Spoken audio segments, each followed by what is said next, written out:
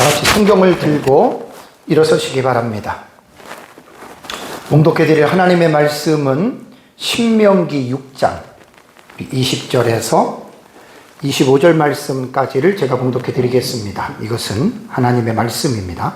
후일에 내 아들들이 내게 묻기를 우리 하나님 여호와께서 명령하신 증거와 규례와 법도가 무슨 뜻이냐 하거든 너는 내 아들에게 이르기를 우리가 옛적에 애굽에서 바로의 종이 되었더니 여호와께서 권능의 손으로 우리를 애굽에서 인도하여 내셨나니 곧 여호와께서 우리의 목전에서 크고 두려운 이적과 기사를 애굽과 바로와 그의 온 집에 베푸시고 우리 조상들에게 맹세하신 땅을 우리에게 주어 들어가게 하시려고 우리를 거기서 인도하여 내시고 여호와께서 우리에게 이 모든 규례를 지키라 명령하셨으니 이는 우리가 우리 하나님 여호와를 경외하여 항상 복을 누리게 하기 위하심이며 또 여호와께서 우리를 오늘과 같이 살게 하려 하심이라.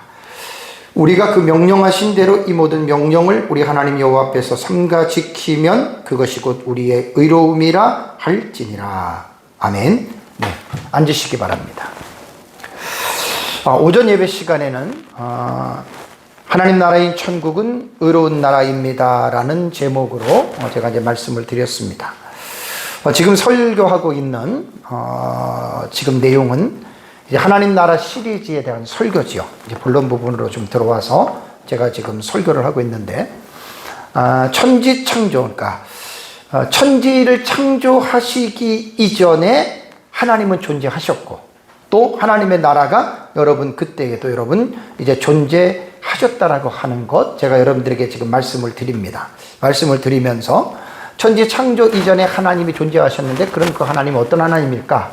그래서 이제 그 하나님에 대해서 우리가 이제 공부를 할 수 있는 신학의 분야에서 가장 좋은 과목이 뭐냐면 조직신학 분야에서 신론 과목입니다. 그러니까 조직신학이라고 하는 것은 성경 전체를 체계적으로 주제를 따라서 이제 학자들이 종합적으로 정리를 해 놓은 것이기 때문에 누구든지 간에 이 조직신학에 대한 신론, 인재론, 기독론, 교회론, 구원론, 종말론 이렇게 파트가 되어 있는데 그런 것들을 여러분들이 공부를 하시면 정말 그 짧은 시간에 성경 전체에 대한 아주 중요한 그 주제들을 올바르게 여러분들이 정리할 수가 있습니다. 그래서 저는 이제 창조 이전에 하나님은 어떤 분이고 하나님의 나라는 어떤 나라일까 해서 조직신학 과목에서 그 분야에서 보면 하나님의 속성이 있습니다. 애트리뷰트라 그랬잖아요. 하나님의 속성이라고 하는 이 부분을 제가 참조해서 지금 이제 설교를 하고 있는데요. 하나님의 속성이 여러 가지가 있는데 제가 그 여러 가지를 다 여러분들에게 말씀을 드리는 것이 아니고 그 여러 가지 속성에서 비공유적 속성이 있어요. 그죠? 비공유적 속성과 그 다음에 비가 아닌 공유적 속성이 있다 그랬죠. 그죠? 그러니까 하나님만 가지고 있는 속성이 있고 또 하나님이 가지고 있는 속성을 우리 인간에게 나누어 준 것이 있어요. 그래서 이제 그것은 어디서 우리가 유추할 수 있냐면 창세기 1장 26절에 하나님께서 우리가 우리의 모양과 우리의 형상을 따라 사람을 만들고 그리고 사람을 만들었잖아요. 그러니까 사람 속에는 하나님의 형상과 모양이 있는 거예요. 확실하게는 있지는 않지만 죄인임에도 불구하고 일부분이 이제 하나님의 성품을 인간에게 나누어 주신 공유하는 부분이 있다. 그래서 대체적으로 이제 첫 번째에서 네 번째까지는 비공유, 그러니까 하나님만 공유하고 있는 영원하심, 무한하심, 영이심, 불변하심. 이것은 하나님만 가지고 있기 때문에 비공유라고 했고, 다음에 이제 공유적인 속성은 하나님께서 인간에게 죄인들에게도 나누어 주신 속성 중에서 거룩, 의로우심, 진실하심, 사랑하심. 이게 이제 공유적 속성이란 말이에요. 이 외에도 하나님의 속성은 더 많은데 제가 이제 그 하나님의 나라와 연관지어서 조금 전지하시다, 전능하시다, 그것은 하나님의 속성에 해당이 되지만 좀 하나님의 나라와 직접적으로 연결하기가 그래서 그런 것들은 제가 안 하는 겁니다. 이 외에도 하나님의 속성은 많이 있습니다.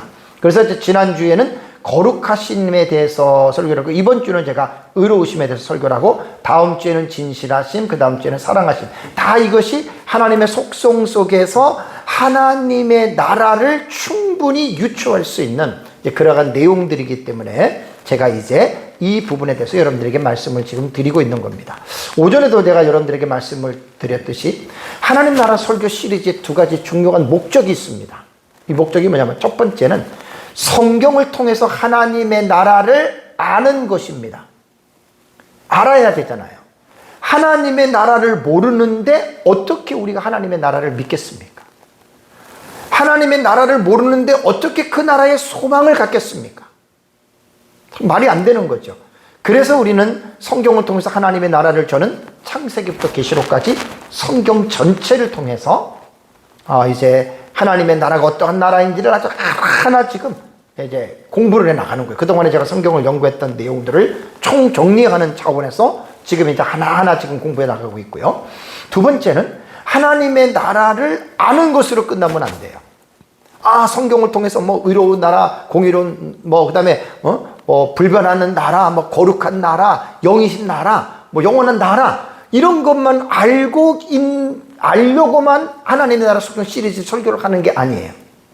그 하나님의 나라가 어떠한 나라인지를 아는 만큼 합당한 삶을 살아가야 됩니다. 기독교는 삶의 종교죠. 이 삶이라는 게 교리가 없는 삶이라고 하는 건 있을 수가 없지만, 일종의 자유주의 학자들이나 이런 사람들은 교리가 아닌 인간의 양심을 기반으로 한 도덕과 윤리적인 차원에서의 그 선행을 말을 하거든요. 자유주의 신학은 우리랑 개혁신학과 교리적인 부분이 안 맞기 때문에 너무 어불성설이에요. 그래서 우리는 하나님의 나라를 아는 것이 지식이 우리가 교리라고 한다면, 교리를 우리들의 삶 속에서 그 교리를 실천해야 된다.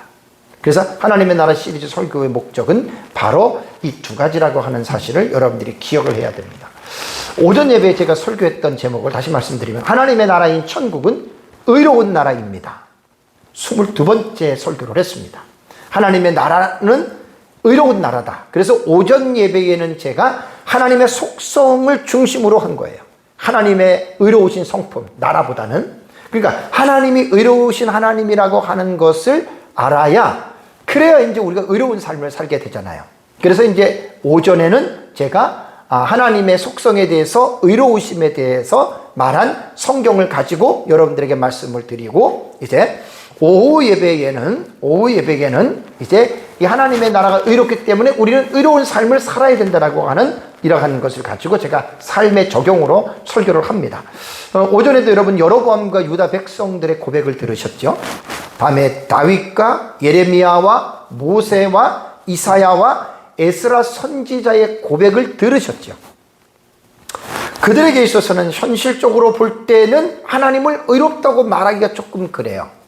왜냐하면 자기들에게 불이익이 당하고, 자기들이 불행하고, 심지어는 나라가 침공을 당하고 나라가 망해가는 이런 상황에서도 여로보암과 유다의 백성들과 다윗과 예레미야와 모세와 이사야와 에스라 선지자들은 여호와 하나님은 의로우십니다, 하나님은 공의로우십니다라고 그들이 하나님에 대한 신앙을 고백을 했습니다. 그러니까 그들의 공통분모는 뭐냐면 하나님은 의로우신 분이다. 그게 그들이 가지고 있었던 여러분 이러한 이제 공통분모입니다. 오늘 이제 제가 여러분들에게 말씀을 드린 신명기 6장 25절의 내용은 모세가 광야 40년의 여정을 마친 후에 가나안 땅에 들어가기 전에 이스라엘 백성들에게 고한 말씀 중에 한 말씀입니다.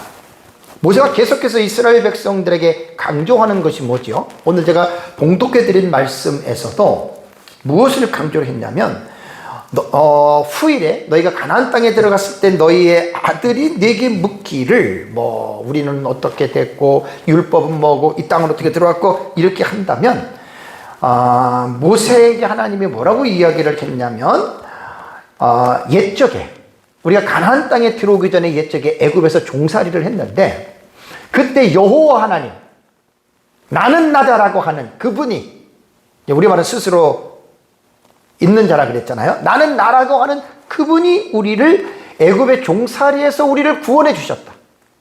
그래서 애굽의 종살이에서 구원해 주시고 광야 40년을 통해서 우리를 젖과 꿀이 흐르는 가나안 땅으로 들여보냈는데, 그 가나안 땅에 들어가서 우리가 어떻게 살아야 할 삶의 규범과 규례를, 그것이 여호와의 율법이죠, 토라를 하나님이 우리에게 주셨다 이겁니다. 그것을 지금 이스라엘 백성들에게 가르치고 이것을 너희들이 지켜라. 왜? 24절을 보면 이는 우리가 우리 하나님 여호와를 경외하여 항상 복을 누리게 하게 하심이며 또 여호와께서 우리를 오늘과 같이 살게 하려 하십니다. 그러니까 신명기를 읽어보면 나오잖아요. 이 하나님의 율법을 지키면 너희 자신의 행복을 위해서 지키라 그랬어요. 율법을 지키지 않으면 행복하지 않는다 그 말이잖아요. 그래서 신명기 6장 25절에 우리가 그 명령하신 대로 이 모든 명령을 우리 하나님 앞에서 삼가 지키면, 지켜야 되는 거예요. 지키면, 말씀을 순종하면 그것이 뭐라고요? 곧 우리의 의로움이라 할지니라. 제닷가예요. 제닷가.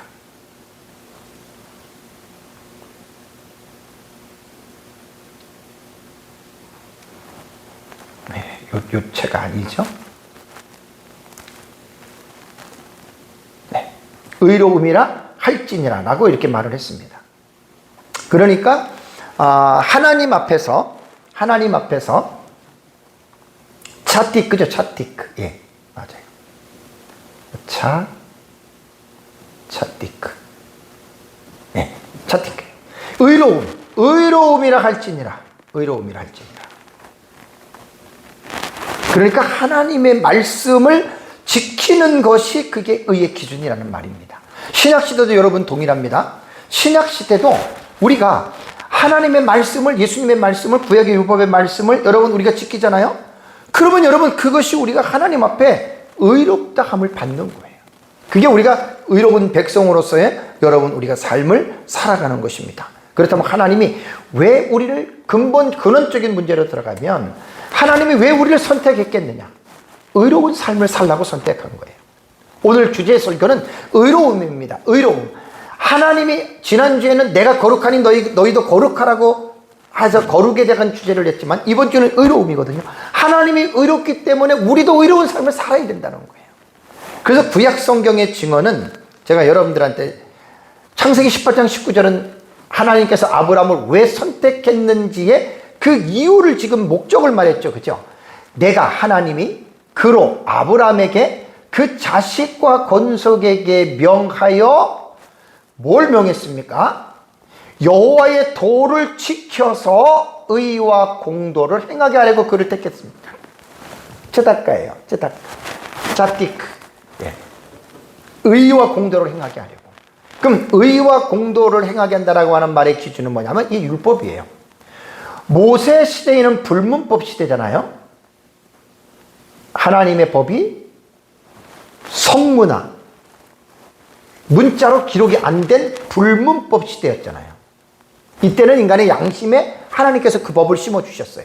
뒤에 제가 로마서 2장을 말씀을 드릴 때 여러분들이 양심에 대한 부분을 잘 여러분들이 이해를 하셔야 됩니다. 그래서 하나님께서 이제 아브라함을 선택하신 목적은 의롭게 살려고 이렇게 생각하시면 됩니다. 다음에 신약 성경의 증언을 볼까요? 신약 성경을 보면은 여러분, 네. 신약 성경을 보면은 베드로전서 2장 9절을 제가 하나를 선택을 했습니다. 사도 베드로는 흩어져서 신앙생활하는 디아스포라라 그러죠. 흩어졌다. 그 그리스도인들에게 무엇을 삶을 주문을 했냐면 의로운 삶을 살아야 한다. 왜 너희가 의로운 삶을 살아야 하느냐? 그 이유에 대해서도 베드로전서 2장 9절에 말을 했습니다. 그러나 너희는 그리스도인이에요. 자, 택하신 족속이다. 두 번째는 왕 같은 제사장들이다. 세 번째는 거룩한 나라고, 네 번째는 소유가 된 백성이다라고 이렇게 말을 했습니다. 그러니까 저와 여러분들은 하나님께서 우리를 택했어요. 우리는 왕 같은 제사장들이고 거룩한 나라고 하나님의 소유가 된 백성이에요.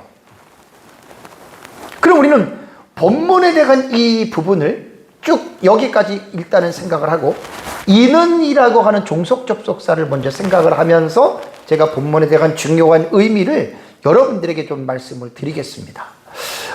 에베소 2장 3절을 보면 바울은 에베소 교인들에게 우리는 본질상 진노의 자녀들이었다고 말을 했죠. 그죠? 우리는 본질상 진노의 자녀들이었어요. 베드로도 지금 이 본문에 뭐라고 이야기를 하냐면 보세요. 너희를 그랬죠. 너희를 똑같은 그리스도인들입니다. 어두운 데서 불러냈다 그랬죠. 구원한 거죠. 그의 기이한 빛에 들어가게 하셨다. 기이한 빛은 하나님 나라예요. 여러분이 하나님 나라인 여러분 천국입니다. 그러니까 우리는 본문의 그 서두에 너희는 택하신 족속이고 왕같은 제사장들이고 거룩한 나라고 소유가 된 백성이라고 1, 2, 3, 4를 말을 했잖아요. 그러니까 우리는 예수 그리스도를 통해서 이렇게 됐지만 그 이전의 people, 우리의 그 역사에 우리들의 어떤 이전의 삶을 보면은 어두운 데에 우리는 있었던 사람들이에요. 그러니까 우리는 여러분 죄인들이었다는 말입니다. 그런 죄인들을 하나님께서 우리를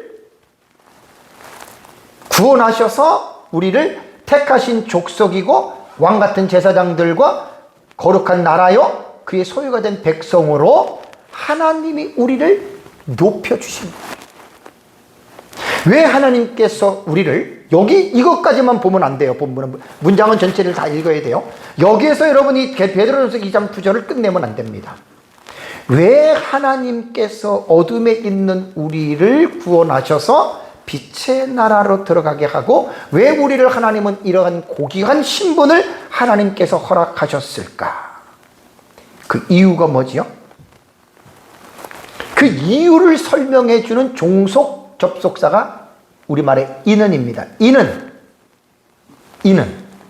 요거를 여러분들이 잘 기억을 하셔야 됩니다. 그러니까 이는이라고 하는 말은요. 요걸 잘 기억하세요. 이는하고 요게 녹색으로 해놨잖아요. 아름다운 덕을 선포하게 하시면 이게 술부가 되는 거예요. 술어부가 되는 거예요. 그렇다면 종속 접속사 이는이라고 하는 이 단어가 언어에서 중요한 위치를 차지하고 있는데, 자, 우리말의 이는은요, 헬라어에 보면은 종속 접속사가 요겁니다. 호포스입니다. 호포스. 이는이라고 하는 말은 호포스는 무엇을 나타낸다고요? 목적을 나타내는 접속사예요. 그러니까 아까 여러분들이 본문을 보시면 너희는 택하신 족속이고 왕같은 제사장들이고 나라고 소유가 된 백성이다. 그리고 너희를 어두운 데서 불러내서 기이한 빛에 들어가게 하신 이에 요 뒤에 나오는 결론은 술부는 아름다운 덕을 선포하게 하심인데 이는이라고 하는 요 종속 접속사가 요거를 지금 설명해 준다 그 말이에요. 목적이에요. 목적적인 의미를 가지고 있는 거예요. 그러니까 여기에서 이 호포스라고 하는 이 종속 접속사는요, 뭐뭐 하기 위해서 뭐뭐 하도록 이라고 하는 이러한 뜻으로 이것은 해석이 됩니다. 이는 왜? 뭐뭐 하기 위해서 선포하게 하려 하심이라 요게 나오는 거예요. 요 접속사가 이렇게 해석이 되는 거예요. 영어로는 so that입니다. so that. 그래서 that 이하가 되는 거예요. 이는이라고 하는 요 다음에 영어로 말하면 이게 that이거든요. that 이하의 이 절을 설명해 주는 거예요. 목적적으로 설명해 준다고 하는 말입니다. 그러니까 여기에서 이제 이는 여기가 이제 중요한 겁니다. 아름다운 덕을 어떻게 해요? 선포하게 하려고 우리를 어두운 가운데서 하나님께서 우리를 구원해 내셨다 이 말입니다. 여기서 이제 덕을 선포하게 하게 했다라고 하는 말이요. 여기서 보면 여러분들에게 제가 원어를 배우라는 말이 아니라 그냥 설명을 해주는 거예요. 타스 아레타스 엑상게일레테라고 하는 이것이 이제 아름다운 덕을 선포하게 하려 하심이라고 말을 했거든요. 여기에 보면은 아레타스라고 하는 말이 이게 덕입니다. 덕으로 번역되는데 여기에 우리말은 아름다운이라고 하는 또 형용사까지 집어넣어서 아름다운 덕을 이제 선포하다. 요 엑상게이레테가 그 엑상겔로라고 하는 말이 이게 그 단어의 원 단어거든요. 선포하다, 공표하다라는 말이에요. 그러니까 이는이라고 하는 종속 접속사 목적을 가진 것이 왜 하나님이 그럼 우리를 어둠 가운데서 우리를 하나님께서 빛의 그 아들로 들어가게 했느냐? 그 목적이 바로 이것 하기 위해서란 말이에요. 아름다운 덕을 선포하게 하려 하심이라. 이 부분이 이제 술부라 그랬잖아요. 술부. 동사가 여기 이제 나오는 거예요. 그러면 여기서 먼저 여러분 가정법 과거를 기억하시고 능동태를 기억하세요. 왜냐하면 제가 히브리어든 헬라어든 동사가 나오면 제가 그냥 안 넘어가잖아요. 제가 동사를 좀 분석을 해요. 왜? 반드시 동사는 분석을 해야 됩니다. 그래야지 동사의 움직임을 정확하게 그 움직임을 우리가 감지할 수 있지. 동사를 분해하지 않으면 정확하게 그것을 동사를 우리가 감지를 못해요. 동사를 감지 못하면 삶에 대한 구체적인 부분들을 말을 못한다는 이야기예요.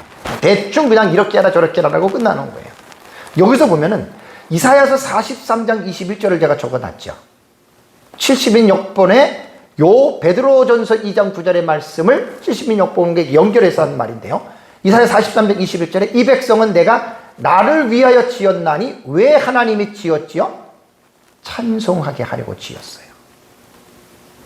하나님이, 그러니까 이 베드로전서 2장 9절은 우리가 어떻게 여러분 이 본문을 이해를 해야 되냐면, 하나님께서 우리를 어두움 가운데서 하나님이 우리를 불러내신 것은 이제 빛으로 들어가게 하기 위함이라 그랬잖아요. 하나님 나라를 들어가게 함이라 그랬잖아요.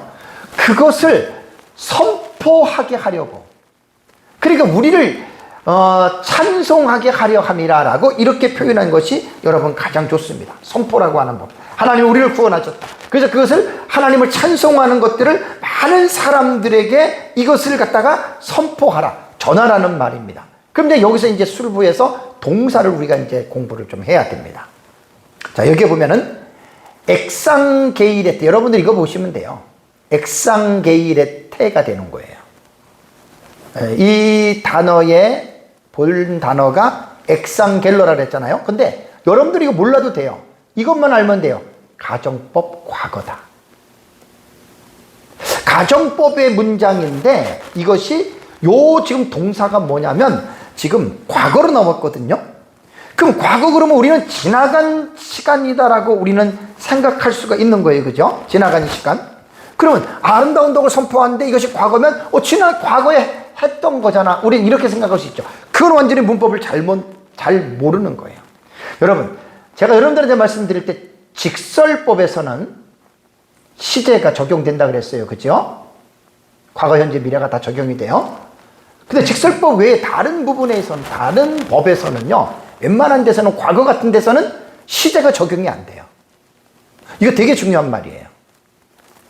그래서 여기 가정법 과거는 과거라고 하는 이 시제에 여러분들이 기억을 하시면 안 돼요. 왜? 가정법 과거는 부정시상이에요. 부정시상은 아우리스트라고 영어로 얘기를 하는데 정해진 시상이 아니라는 거예요. 그러니까 과거나 현재나 미래 이렇게 정해진 시상이 아니라는 거예요. 부정이라고 하는 말은. 그렇기 때문에 이 부정시상은 시제와 관계없어요. 단어의 의미가 현재니 과거니 이렇게 할 때는 과거, 현재, 미래라고 할 때에는 그 시제와는 부정시상은 관계가 없다. 특히 과거 같은 경우가 그렇다는 얘기입니다. 그럼 이런 경우는 어떻게 해석하라 그랬죠? 두 가지입니다. 단회적이나 단호함으로 해석을 해야 돼요. 그러면 본문에서 우리를 아름다운 덕을 선포하게 하려 하심이라고 하는 말은 여기에 엑상게이레테라고 하는 이 동사가 단회적일까요? 아니면 단호함일까요?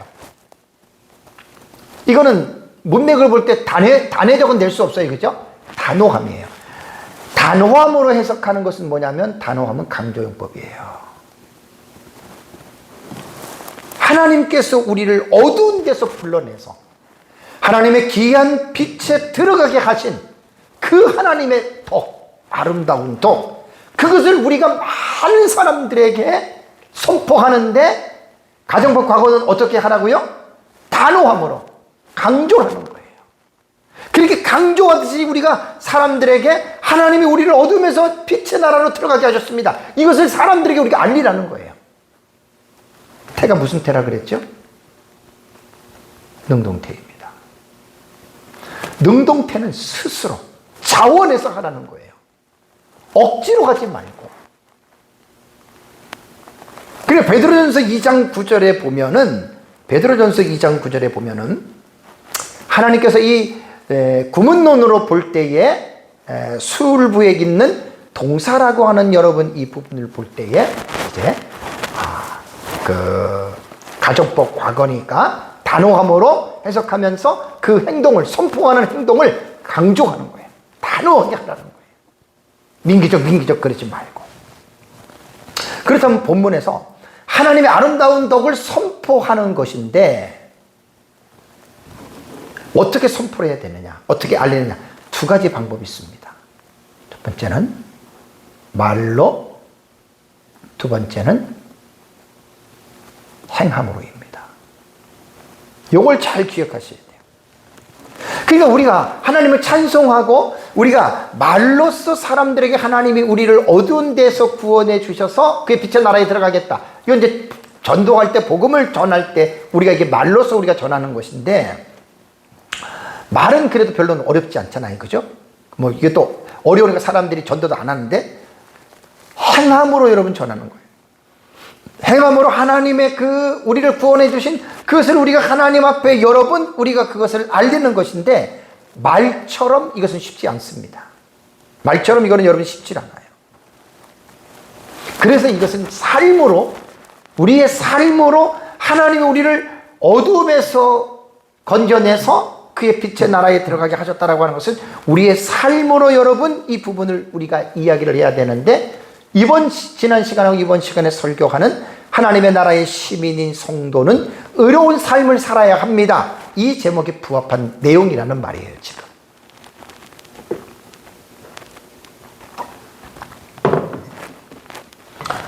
여기에서 이제, 가정법 이게 과거라고 지금 이야기를 했잖아요. 가정법 과거.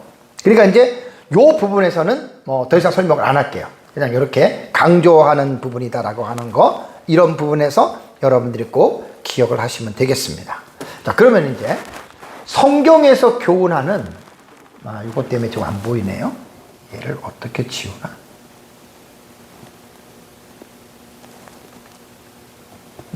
성경에서 교훈하는 의의 두 가지가 있어요.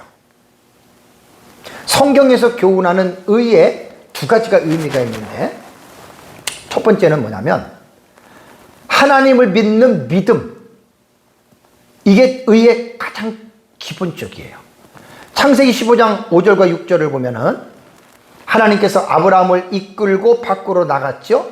뭐라고 했습니까? 하늘을 우러러 무별을 셀 수 있나 보라. 별을 보라는 거예요. 내 자손이 이와 같이 많아진다. 그 말을 아브라함이 여호와를 어떻게 해요? 믿으니, 아브라함이 하나님을 믿으니 여호와께서 그것을 의로 여기셨다. 그러니까 믿음이 하나님이 의로 여기셨다, 그 말입니다. 로마서 3장 21절에도 율법 외에 하나님의 한 의가 나타났습니다. 율법과 선지자들에게 증거를 받은 것인데 뭐냐면 곧 예수 그리스도를 믿음으로 말미암아 모든 믿는 자에게 미치는 무엇이요? 하나님의 의니. 그러니까 성경에서 교훈하는, 지금 오늘 제 설교가 의잖아요. 의로운 하나님의 나라, 의로운 하나님. 첫 번째, 믿음을 가지고 의로 여긴다. 두 번째는 행위입니다. 행위. 이걸 여러분들이 잘 기억하셔야 돼요. 두 번째는 각 사람의 행위를 보고 하나님께서 의롭다 하시는데, 창세기 6장 9절을 보십시오. 노아의 조건이라고. 노아는 뭐라고요? 의인이에요. 노아는 의인이요. 당대의 완전한 자라. 노아는 어떤 사람입니까? 하나님과 뭐하는 자다? 동행하였으며라고 하는 말을 합니다. 그러니까 노아는 하나님과 동행을 했기 때문에 노아는 어떻게 해요? 의인이라고 말을 하는 거예요. 이건 지금 삶을 통해서 드러난 거란 말이에요. 삶을 통해서. 여기서 이제 이 동행이라고 하는 단어를 여러분 기억하세요. 노아는 의인이다라고 하는 말은 뭐냐면 이 히브리어는 이렇게 있잖아요. 오른쪽 왼쪽으로 이시 차티크예요. 이시는 남자, 차티크는 의예요. 의로운 사람이다. 이시할 때 사람이란 말이에요. 남자 이시, 여자는 이샤 이렇게 되는 거예요.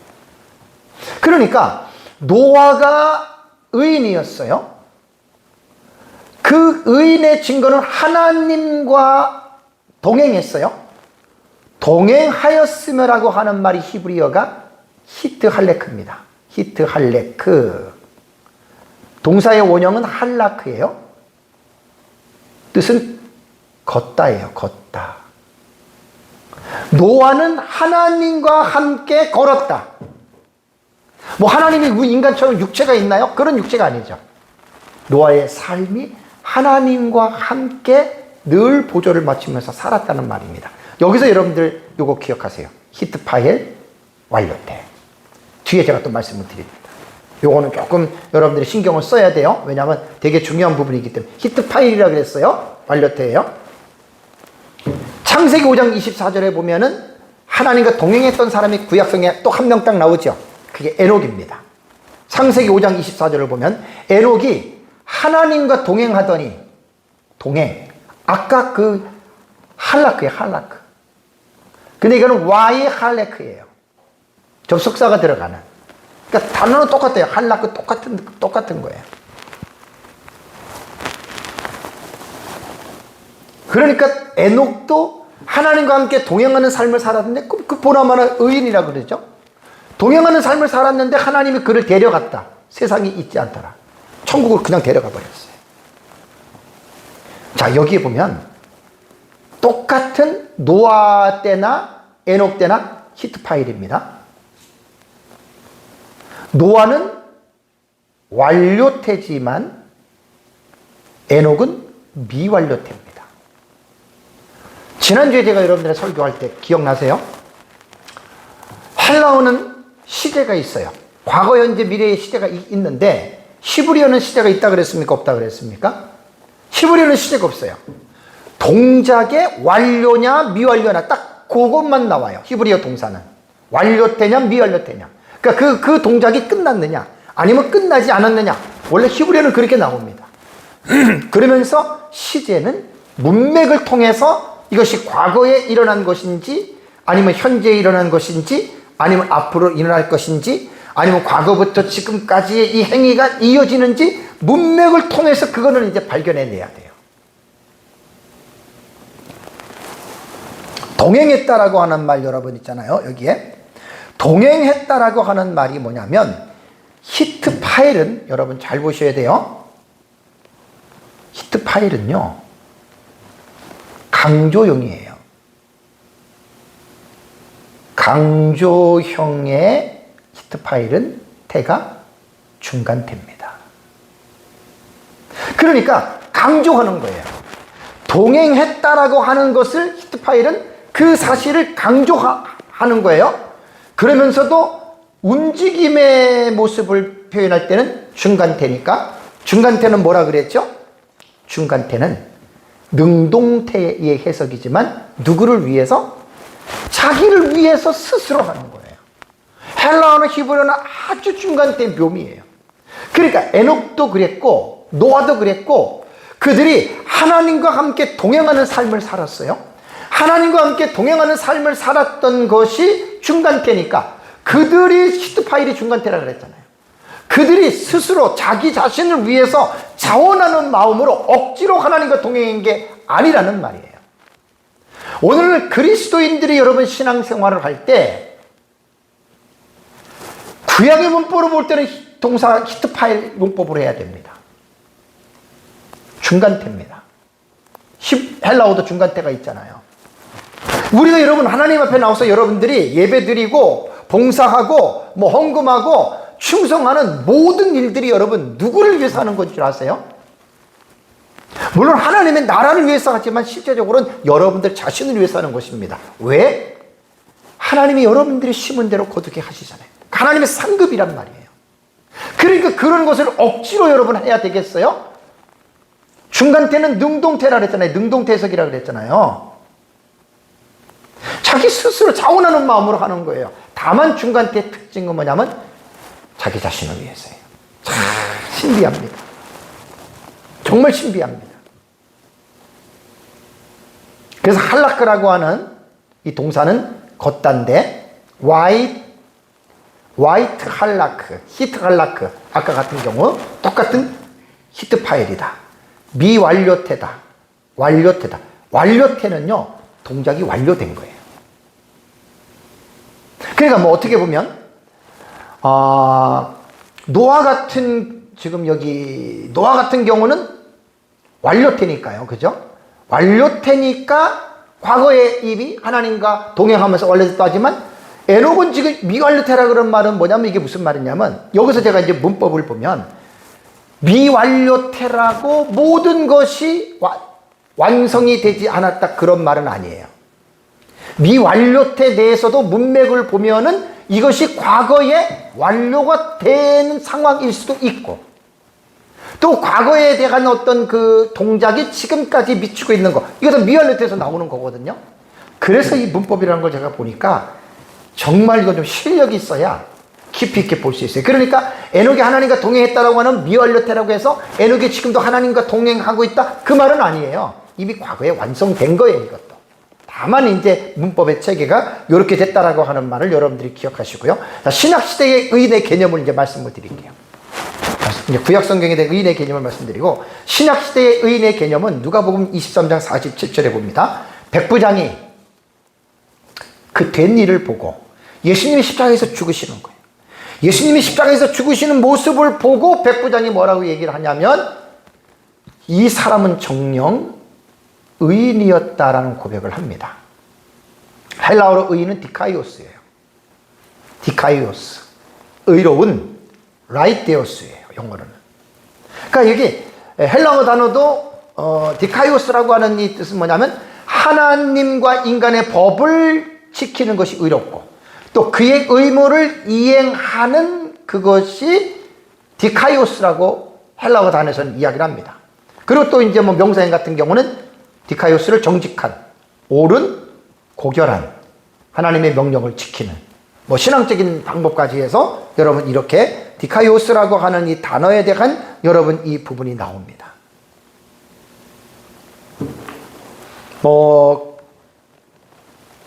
그 외에도요 신약성경에 또 나오는데 하나를 더 볼게요. 사도행전 10장 22절을 보면은요 그들이 대답하되 백부장 고넬료는 의인이요 디카이오스예요. 의인이요. 백부장 고넬료는 의인이요 라고 말을 했고요. 하나님을 경외하는 사람이라. 유대 온 족속이 칭찬을 받았던 사람이었습니다. 그렇다면 백부장이 왜 의인인가? 아까 제가 말씀드릴 때 요전에 제목이 뭐죠? 행함으로 의롭다움을 받는 거예요. 그러니까 믿음으로 의롭다움을 받기도 하고 행함으로 의롭다움을 받는데 행함에 대한 부분입니다. 사도행전 10장 2절을 보니까 고넬료를 어떻게 표현하냐면 그가 경건했는데 세 가지입니다. 온 지방과 더불어 하나님을 경외했다. 가족이 다 하나님을 믿었다는 거예요. 이게 이제 의인에 대한 평가 중에 하나고 두 번째는 고넬료는 백성을 많이 구제했습니다. 가난한 사람들에게 자신의 물질을 주어서 많이 그들을 구제했다. 이게 의로운 행위란 말이에요. 또 하나는 하나님께 항상 기도한 사람입니다. 이게 행위를 통해서 하나님 앞에 의롭다함을 받는 거예요. 이게 의로운 삶을 살아가는 거예요. 이 의로운 삶에 대해서는 성경에 너무나 많습니다. 앞으로 이 부분들을 하나하나 성경 전체를 통해서 계속해서 여러분 공부를 할 것이고요. 이렇게 본다면 의로운 행위는 수를 헤아릴 수 없을 정도로 구약성경과 신약성경이 가득 찼고 심지어는 하나님을 믿지 않는 사람들에게까지도 의로운 행위들이 나옵니다. 조금 제가 한 말 이상하다는 생각 안 드십니까? 다시 말씀드릴게요. 하나님을 믿지 않는 사람들에게조차도 의로운 행위가 나온다는 말이에요. 이 부분을 잘 들으셔야 됩니다. 불신자들의 의로운 행위에 대해서 어떤 사람들은 불신자들은 하나님을 믿지 않는 사람들은 의로운 행위를 하나도 못한다. 그들은 완전히 뭐 타락이고 뭐 완전히 그 사람이 성경을 몰라서 그래요.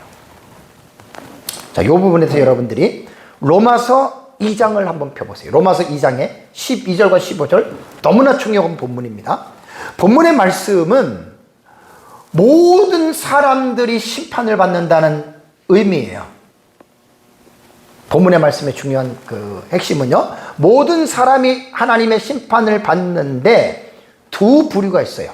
율법이 없는 사람이 있고 율법이 있는 사람. 율법이 없이는 유대인 외에 이방인들이고, 율법이 있고라고 하는 말은 유대인들을 말을 합니다. 그러니까 유대인이든 이방인이든 모두가 다 하나님의 심판을 받는다라고 12절에 말씀을 했습니다. 그리고 나서 하나님께서는 의인으로 인정하는 자가 어떤 자가 의인이냐, 여러분 잘 생각하셔야 돼요. 교회만 다닌다고 의인 아니에요. 13절 보세요. 하나님 앞에서는 율법을 어떻게 해요? 듣는 자가 의인이 아니요. 교회 와서 설교만 듣고 여러분들이 성경만 보고 그래서 의인이 아니에요. 그거는 오직 뭡니까? 율법을 행하는 자라야 의롭다 하심을 얻으리니. 교회 30년 40년 다녔다고 의인이 아니에요. 하나님의 말씀을 행하는 자, 하나님의 말씀을 순종하는 자가 바로 이제 의인이 될 수 있다는 거예요. 오늘 제 오예배 설교가 하나님 나라의 시민인 성도는 의로운 삶을 살아가야 됩니다. 당연히 우리는 의로운 삶을 살아야 돼요. 우리는 불의한 삶을 살도록 하나님이 우리를 선택한 것도 아니고, 불의한 삶을 살아가라고 하나님이 우리를 어둠에서 건져낸 게 아니에요. 의로운 삶을 살아가라고 하나님께서 우리를 그렇게 하나님께서 이제 우리를 구원해냈다라고 하는 말입니다. 행해야 됩니다. 말씀을 지켜야 됩니다. 순종해야 그것을 하나님이 의로 보신다. 이것이 13절의 말씀입니다. 그렇다면 질문 하나 하겠습니다. 하나님을 믿지 아니하는 불신자들, 구약시대는 이스라엘 외 이방인들이 율법을 지킬 수 있습니까? 없습니까? 율법을 지킬 수 있어요. 그러니까 전체를 말하는 게 아니에요. 부분들. 하나님을 믿지 않는 사람들도 교회를 안 다녀도요, 하나님이 말씀하신 대로 뭐 도둑질하지 말라, 간음하지 말라, 거짓말하지 말라, 탐내지 말라, 이런 거 있잖아요. 그죠? 내 부모를 효다. 이거 하나님 안 믿어도 이렇게 지키는 사람들 있어요. 우리 그것까지 부정하면 그 사람이 좀 잘못된 사람입니다. 14절을 보세요. 율법이 없는 이방인이 그랬죠. 오늘날에 말하면 하나님을 안 믿는 사람들이 본성으로 무엇을? 율법의 일을 행할 때에는, 이 사람은 율법이 없어도, 말씀이 없어도 자기가 자기에게 뭐가 돼요? 율법이 돼요. 그러면 그게 뭐냐? 15절에 이런 이들은 그 무엇이? 양심이 증거가 돼서 그 마음에 새긴 율법의 행위를 나타내는 자. 이거 지금 불신자들을 말하는 거예요. 이방인들을 말하는 거예요. 그냥 이방인들이 본성으로 율법을 행한다. 이것이 뭐냐면 양심이에요. 양심. 양심은 인간의 마음에 새겨진, 하나님이 세워주신 하나님의 기관이에요.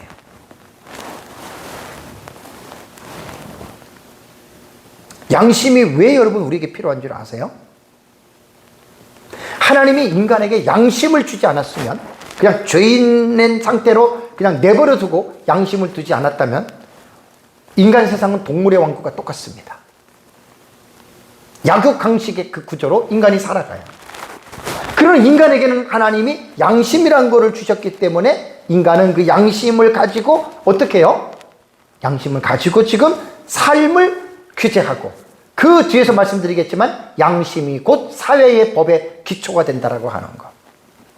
자, 그 다음에 이제 하나님은 의인을 뭐 하신다?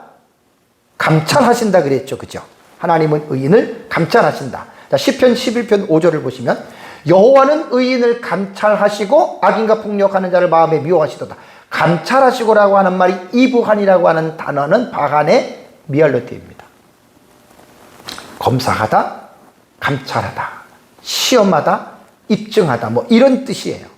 그러니까 하나님은 이 땅에 살아가는 사람들 중에 모두를 보지만 특별히 하나님의 말씀을 순종하고 지키는 의인을 하나님께서는 그들을 검토하고 뭐 검사하다 이런 식으로 때로는 시험하고 때로는 입증하고 뭐 이러한 하나님께서 그렇게 하고 계신다는 이야기예요. 시편 139편 23절을 보면 하나님이여 나를 살피사 내 마음을 아시며 나를 시험하사 다 감찰한다는 거예요. 스가랴서 13장 9절에 내가 그 3분의 1을 불 가운데 던져 은같이 요거 그냥 시간상 넘어갈게요. 조금 시간이 많이 걸릴 것 같아서 넘어가고 욥기 23편 10절에는 내가 가는 길을 그가 어떻게 아시죠. 시편 26편 2절에도 여호와여 나를 살피시고 뭐 어떻게 시험하사 이게 다 하나님이 감찰하는 거예요. 하나님은 하늘에서 의인들을 지금 살펴보고 계신다는 거예요. 시편 66편 10절에도 하나님이여 주께서 우리를 시험하시되 이게 다 감찰한다는 말과 동일한 말입니다. 시편 80편 7절에도 내가 고난 중에 부르짖음에 내가 너를 건졌고 우레소리의 은밀한 곳을 내게 응답하여 무리바 물가에서 너를 어떻게 시험하셨도다. 이게 다 앞에서 말한 감찰하셨다. 하나님 하늘에서 이 땅의 의인을 지금 하나님께서 감찰하셨다라고 하는 말입니다. 근데 여러분 시편 14편 5절을 보면 하나님이 의인의 세대에 계심이로다라고 하는 말 참 중요한 말입니다. 그러니까 의로운 삶을 살아가는 자들 그런 자들과 하나님께서 함께 하신다.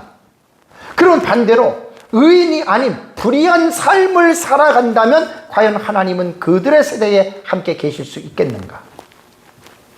없다라고 보셔야 돼요. 그렇다고 이건 구원 문제랑 연관시키면 안 돼요. 뭐 구원받은 사람이 우리가 불의를 행할 수 있잖아요. 구원받은 사람이. 그럼 구원받은데 우리가 늘 항상 불의를 행하면 그 사람은 구원받은 사람이 아니고 간혹 그럴 수 있어요. 저도 여러분도. 그러니까 하나님은 의인의 세대에 계시이로다라고 하는 말 시간상 뭐 자세하게 제가 지금 설명을 할 수가 없고요. 다음에 이제 의인에 대해서는요 뭐가 있냐면 하나님이 보호하십니다. 의인들을 보호하세요. 악이 시편 34편 21절에 악이 악인을 죽일 것이라 의인을 미워하는 자는 어떻게? 벌받아요. 제 말 아니에요? 하나님은 의인을 보호하는 거예요. 이사야 3장 10절에도 너희는 의인에게 복이 있으리라 말하라. 하나님 보호해 준다니까요. 그들은 그들의 행위의 열매를 먹을 것이요. 이사야 26장 7절에도 의인의 길은 정직하며 정직하신 주께서 의인의 첩경을 어떻게 해요? 평탄하게 하신다. 에스겔 18장 9절에도 내 율례를 따르면 내 규례를 지켜 신실하게 행할진대 그는 의인이 반드시 살리라. 하나님이 뭐 하신다는 거예요? 보호하신다는 거예요.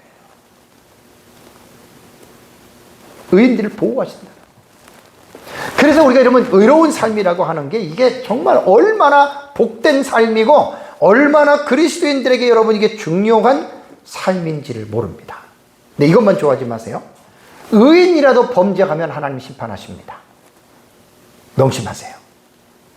에스겔 33장 18절 보면 만일 의인이 돌이켜 그 공의에서 떠나 죄악을 범하면 그가 그 가운데서 죽을 것이고 이스라엘을 생각해 보세요.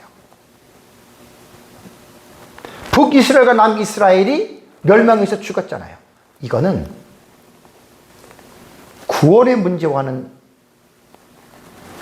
연결시키면 안 돼요. 무슨 말인지 아시겠죠? 구원의 문제와 연결을 시키면 행위 구원이 되는 거예요. 절대로 이거는 구원의 문제, 죽는다라고 하는 말은 아나니아와 삽비라가 거짓말 시켜서 죽었죠. 그럼 아나니아 삽비라가 그 거짓말 시켰다고 해서 지옥 갔나요? 그건 아니지요. 그러니까 성경을 읽을 때 이런 것들을 잘 구분해야 됩니다. 구원적인 부분하고 이 세상에서의 삶의 어떤 그런 부분들을 여러분들이 잘 이런 부분들을 기억을 해야 됩니다. 아까 여러분들에게 말씀드린 대로 신명기 6장 25절 중에요.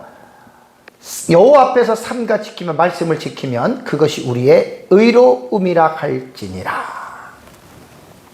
의로움은 바로 거기에 있는 것입니다. 율법에 대한 이 부분에 대해서 좀 우리가 이제 살펴보겠습니다. 마지막으로. 여러분, 율법은요, 지켜야 되잖아요. 근데 이스라엘 백성들의 율법의 무지, 율법을 너무나 몰랐어요. 자, 로마서 9장 32절을 보겠습니다. 그런즉 우리가 무슨 말을 하리요? 의를 따르지 아니한 이방인들이 의를 얻었지요. 무슨 의를 얻었어요? 믿음에서 난 의요. 이 말은 뭐냐면 이방인들은 예수 그리스도를 믿음으로 의롭다함을 받았다, 그 말이에요. 원래 그들은 하나님의 선민이 아니었잖아요. 이방인이었잖아요. 근데 그들은 의를 얻었는데 어떤 의를 얻었냐면 믿음에서 난 의. 이 믿음이 예수 그리스도를 믿은 거예요. 의의 법을 따라간 이스라엘은 어떻게 됐습니까? 율법에 이르지 못했습니다. 왜? 이는 그들이 믿음을 의지하지 않고 행위를 의지했기 때문에 부딪힐 돌에 부딪혔다. 이스라엘 백성들이 율법을 너무 몰랐어요. 자, 뒤에 나오는 말씀을 여러분들이 잘 들으시면 이해가 됩니다. 이스라엘 율법의 무지 중에 또 하나, 로마서 10장 2절과 3절에 바울이 이런 말을 합니다. 내가 증언하노니 그들이 하나님께 뭐가 있어요? 열심은 있으나 올바른 지식을 따른 것이 아니다. 그들이 안식일을 지키고 제물을 지키고 율법을 낭송하고 뭘 하고 열심히 있게는 했지만 그들은 올바른 지식을 따른 사람들이 아니다. 뭘 몰랐는 줄 아세요? 하나님의 의입니다. 하나님의 의를 모르고 자기의 의를 세우려고 힘써 하나님의 의에 복종하지 아니했다. 이 말은 뭐냐면, 이제 뒤에 율법에 대해서 제가 다시 말씀을 드리겠지만, 율법은요, 인간의 힘으로 지킬 수는 없어요. 율법은 죄인임을 깨닫게 하고, 이제 그 뒤에서 보겠습니다. 율법의 기능과 역할을 다시 하면요, 율법은요, 죄를 깨닫게 하는 역할을 해줘요. 자신의 무능을 깨닫게 해줘요. 율법은 정죄를 해요. 그래서 율법은 결국 그리스도에게로 인도하는 역할을 하지요. 율법은 율법을 지킬 수 있는 힘을 주지 못해요. 율법은 성령의 능력으로 지킬 수 있다. 이거 제가 지난번에 한 3주 전에 설교했던 내용들이에요. 이걸 꼭 기억을 하셔야 됩니다. 그래서 제가 율법에 대해서는 이거 2018년도인가 19년도에 제가 율법에 10계명 설교할 때, 그때 제가 율법의 삼용도를 여러분들에게 아주 자세하게 그때 루터하고 쯔빙글리하고 멜라니톤하고 세 사람 거를 칼빈하고 쯔빙글리 아니에요. 루터하고 저기 멜라니톤하고 칼빈의 율법의 3용도를 가지고 제가 좀 정리해서 여러분들에게 했는데, 간략하게 여러분들에게 말씀을 드릴게요. 왜냐하면 율법이 뭐냐는 오늘 그리스도인들이 공부를 깊이 있게 해야 됩니다. 율법에 대해서 잘못 공부를 하면 세대주의, 극단적인 세대주의자들이 말하는 것처럼 구약은 율법, 신약은 복음, 그러니까 신약시대에는 율법이 폐기됐다. 그거 다 거짓말이에요. 율법이 왜 폐기돼요? 진짜 무식해서 그런 거예요, 그런 거는. 자, 율법은 세 가지 용도가 있어요. 1, 2, 3 용도가 있는데, 첫 번째 용도는 사회 질서를 유지하기 위해서 하나님께서 율법을 주셨다. 여러분, 이 성경은, 율법은 지금 우리 믿는 자들에게, 우리에게 지금 적용이 되잖아요. 그죠? 그런데 율법 속에서는 도덕법이 있어요. 특별히 십계명 같은 이 도덕법은요, 믿지 않는 자들에게도 이것이 유효해요. 하나님이 그래서 율법을 우리에게 주신 거예요. 칼빈은 뭐라고 얘기했냐면, 자연인 불신자들을 가리켜서 뭐라고 얘기했냐면, 제멋대로 부패한 생각을 가슴속에 간직하는 존재들이다. 날뛰는 정욕을 공공연하게 발산하고자 하는 존재들이다. 그 다음에 자기를 억제할수록 정열의 불길은 강하게 되며 마음속에 뜨겁게 끓어오르는 존재다. 이거는 나쁜 짓, 죄를 짓는 데에 이렇게 사람들이 막 살아간다, 그 말입니다. 그래서 율법의 제1 용도는, 하나님이 주신 첫 번째 용도는 뭐냐면 사회 질서를 유지하기 위해서 준 거예요. 아까도 말씀드린 대로 이게 양심이거든요. 죄인들에게 하나님이 양심이라고 하는 기관을 주지 않으면 인간 사회는 동물의 왕국이 돼버려요. 힘 있는 놈이 약한 놈을 잡아먹고, 지금도 뭐 이 세상은 그렇겠지만, 그래도 양심이 있어서 그런 것들을 못하게 각 나라마다 법을 여러분 규정하지 않습니까? 규정해서 다 하는 거예요. 그래서 율법의 제1 용도는요, 성도들에게 해당도 되지만 불신자들에게까지. 그래서 율법의 첫 번째 용도는 세상법의 기초로서 하나님이 율법을 주셨다. 학자들이 잘 본 거예요.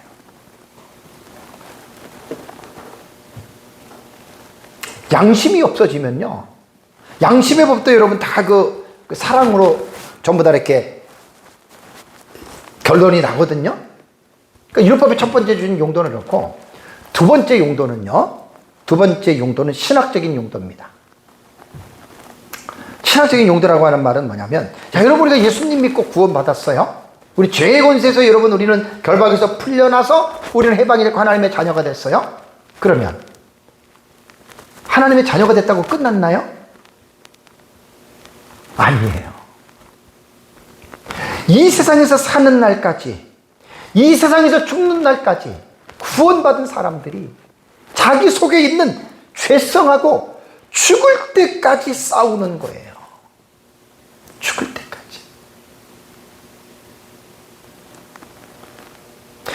갈라디아서 5장 16절에 말한 것처럼 육체의 소욕과 성령의 소욕이 함께 있는 거예요. 예수 믿기 전에는 성령의 소욕은 없고 육체의 소욕만 있었어요. 양심하고. 근데 거듭나고 나면 육체의 소욕과 양심이 있으면서도 성령이 계시기 때문에 이 성령의 소욕이 그 안에 같이 거하는 거예요. 그래서 육체의 소욕과 성령의 소욕이 밤낮 싸워요.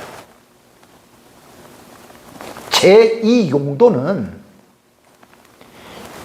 율법을 통해서 자기 자신을 깨달으라는 거예요. 부족과 무능과 온전한 죄성을 무가치하고, 정말 그 율법의 용도를 잘 여러분들이, 우리가 율법을 이해하면은 정말 하나님 앞에 정말 죄인 중에 괴수지요. 정말 우리 너무 형편없는 그런 무가치한 자들이 되는 거죠. 그걸 깨달으라는 거예요. 그래서 로마서 7장 24, 25절에 보면 바울의 고백이, 오라, 나는 곤고한 사람이로다. 곤고한 사람이라고 하는 헬라어가 탈라이포로스예요. 탈라이포로스. 비참하다. 괴로움을 받고 있다. 곤란하다. 불행하다. 뭐 이런 뜻입니다. 아, 나는 정말 비참한 인간이네. 왜요? 내 자신이 마음으로는 하나님의 법을 섬기지만 육신으로는 뭘 섬겨요? 죄의 법을 섬기는 게, 이게 우리의 본 모습이에요. 왜 구원받은 우리가, 우리 속에 뭐 죄성이 전혀 없나요? 아니에요. 우리 안에 어떤 이러한 죄악된 그 타락한 죄성들이 우리 안에 가득하고, 죽을 때까지 여러분 우리는 이것 때문에 우리는 계속 고통을 당하는 거예요. 그 바울이 그걸 깨달은 거예요. 마음으로는 하나님을, 육신으로는 죄의 법을 섬기는 게 인간의 본 모습이거든요. 이게 구원받은 자의 마음의 상태입니다. 율법의 3용도, 세 번째 용도는요, 규범적 용도라고도 하면서 신자들을 인도하는 용도라 그래요. 이거는요, 성령의 사역을 동반합니다. 성령의 사역.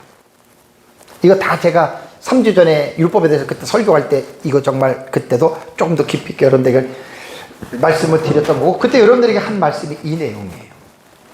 율법의 3용도는 뭐냐면, 자, 이번 두 번째 용도에서 인간이 정말로 그 처절하게 인간은 아무것도 아니라고 하는 존재를 깨달았잖아요. 그 율법으로 죄를 깨달은 거예요. 세 번째 용도는 뭐냐면, 이제는 내 힘으로 안 되니까, 나는 죄인 중에 계시고 나는 부족하니까, 세 번째 용도는 뭐냐면, 그것을 감당할 수 있는 비결을, 해결법을 제시하는데, 그것이 바로 성령입니다. 성령 하나님께서 그 상황을 극복해 나가게 하고 지킬 수 없는 그 법을 지킬 수 있게 해준다. 이게 율법의 세 번째 용도예요. 로마서 8장 4절에 육신을 따르지 않고 그 영을 따라 행하는 우리에게 율법의 요구가 이루어지게 하려 하십니다 그랬죠. 그래서 바울은 디모데후서 1장 14절에 우리 아래에 거하시는 성령으로 말미암아 율법을 지켜라, 말씀을 지켜라, 이렇게 말한 거예요. 사랑하는 성도 여러분, 하나님은 의로우신 분이십니다. 의로우시기 때문에 하나님이 다스리는 나라 자체도 의로운 나라입니다. 우리는 하나님의 나라의 백성이기 때문에 우리는 당연히 이 땅에서 하나님이 말씀하신 것처럼 의로운 삶을 여러분 우리는 살아가야 됩니다. 우리가 살아가고 있는 이 세상은 의로운 세상이 아닙니다. 앞에서도 말씀드린 대로 모든 나라들이 입법부와 사법부와 행정부를 만들어서 자기 나름대로 의로운 나라를 만들기 위해서 머리를 맞대고 나라를 운영하고 있지만 이 세상 나라들 중에 어떤 나라라도 의로운 나라는, 완전한 의로운 나라는 찾아볼래야 찾아볼 수가 없습니다. 왜? 이 세상은 사탄이 임금이 되는 세상이고 그 사탄이 모든 것들을 이끌고 가기 때문에 여러분 그렇다는 말입니다. 오늘 말씀을 여러분들이 잘 생각하면서 창세기 18장 19절 하나님이 왜 아브라함과 그 자식을 왜 택했겠느냐? 여호와의 도를 지켜서 의와 공도로 행하게 하라고, 의롭게 살아가라고 하는 말입니다. 신의 산 언약에서도 너희가 내 말을 잘 듣고 내 언약을 지키면 이게 의로운 삶입니다. 의로운 행위. 그래서 아까 말씀드린 대로 성령으로 말미암아 이걸 지킬 수 있다는 거예요. 그래서 저와 여러분들이 이번 주에는 하나님의 의로운 나라에 대한 주제를 가지고 말씀을 보았습니다. 하나님이 의로우시기 때문에 하나님 나라가 의로운 나라, 우리는 그 나라를 사모하는 거예요. 그래서 그 나라를 사모하는 사람들은 당연히 의로운 삶을 살아가야 된다. 이런 마음을 가지고 승리하는 삶을 살아가시기를 주님의 이름으로 축복합니다. 다 같이 함께 기도하겠습니다.